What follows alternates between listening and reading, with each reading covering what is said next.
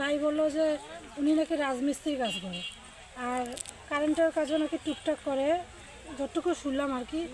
আর ওনার লালমনিরহাটে নিখোঁজের প্রায় 12 ঘন্টা পর ভুট্টাক্ষেত থেকে এক যুবকের মরদেহ উদ্ধার করেছে পুলিশ। ঘটনাটি ঘিরে এলাকার চাঞ্চল্যের সৃষ্টি হয়েছে। মৃত্যুর কারণ নিয়ে তৈরি হয়েছে নানা প্রশ্ন। লালমনিরহাট সদর উপজেলার বড়বাড়ি ইউনিয়নের জয়হরি এলাকার একটি ভুট্টাক্ষেত থেকে হেলাল হোসেন নামের এক যুবকের মরদেহ উদ্ধার করেছে সদর থানা পুলিশ। বুধবার সকালে স্থানীয়রা ক্ষেতের ভিতরে মরদেহটি পড়ে থাকতে দেখে পুলিশে খবর দেয়। পরে পুলিশ ঘটনাস্থলে গিয়ে মরদেহ উদ্ধার করে। নিহত হেলাল হোসেন পঞ্চগ্রামের মণ্ডলপাড়ার শহীদ হোসেনের ছেলে। পরিবারের সদস্যরা জানান, মঙ্গলবার রাত থেকে তিনি নিখোঁজ ছিলেন। অনেক খোঁজাখুঁজির পর বুধবার সকালে তার মরদেহর সন্ধান পাওয়া যায় ফেসবুকের মাধ্যমে।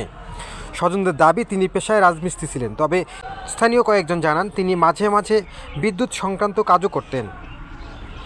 যে স্থান থেকে মরদেহ উদ্ধার করা হয়েছে তার আশেপাশে বিদ্যুতের কয়েকটি খুঁটির তার চুরির ঘটনা ঘটেছে বলে এলাকাবাসীর মধ্যে আলোচনা রয়েছে। ফলে ঘটনাটি নিয়ে এলাকায় তৈরি হয়েছে নানা জল্পনা কল্পনা। তার সঙ্গে ছিল এবং ওকে ফোন করিয়ে ওর বউ বলছে, বলো ফোন করি নিয়ে আসছে, জোর করিয়ে ফোন করি নিয়ে আসছে, মোবাইল করে নিয়ে আসছে। আমি শুনতেছি ও এখানে বলে আসিয়া ওই যে তারের জন্য আসছে, তার চুরি করার জন্য আসছে। তার চুরি করে নিয়ে যাওয়া, তারও তো নাই, এমন তারটাও তো নিয়ে গেছে। ও রাজার কাজ করতো, আমার সাথেও করতো কিছুদিন, আমার মামার সাথে করতো, এই যে আরও পাশের 2-1 মিস্ত্রি আছে তাদের সাথে করে। এখানে কেন, আমি তো এটাই চিন্তা করি, পাওয়া লাগছে না এখানে কী কারণে আসছে।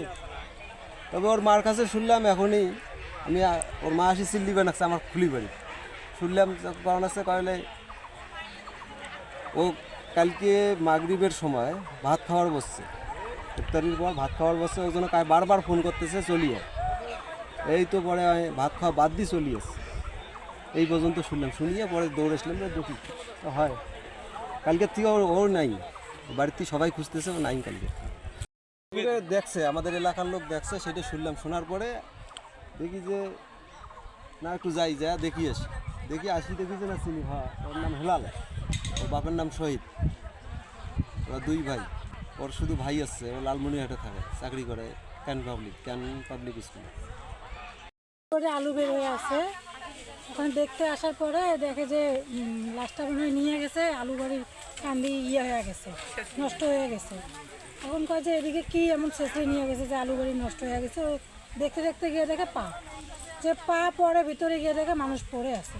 তখন তো চিল্লিয়ে আমরা 1 কথা 2 কথা এসে দেখলাম।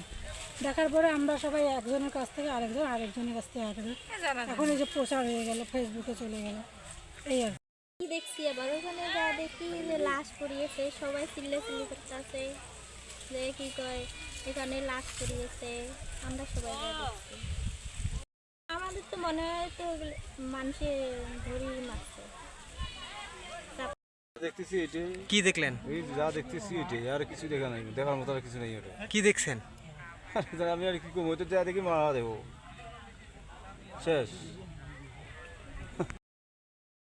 মুস্তফি পল্লী বিদ্যুতের অভিযোগ কেন্দ্রের ইনচার্জ তাজিদুল ইসলাম বলেন, ঘটনাস্থলে বিদ্যুৎ স্পষ্ট হওয়ার কোনো আলামত পাওয়া যায়নি। বেরিয়ে গেছে অনেক আগে। এখন এইখানে যে লাশ দেখা গেল, সেটা তো বিদ্যুতের শর্ট সার্কিট হলে বা বিদ্যুৎ শর্ট করলে ব্রার্ন হবে, পুড়ে যাবে, হাত পাওয়া যেটাই হোক, যে অঙ্গে লাগে পুড়ে যাবে। আমি দেখলাম যে এটা প্রাথমিকভাবে কোনো চিহ্ন পাওয়া যায়নি। ধন্যবাদ।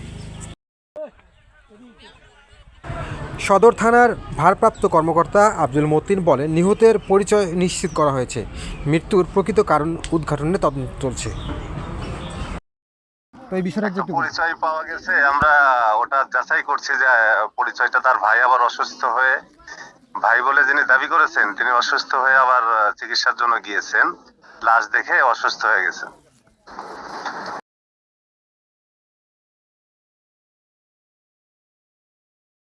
মানে আমরা প্রাথমিকভাবে নিশ্চিত যে ওনারই ভাই। হ্যাঁ, প্রাথমিকভাবে আমরা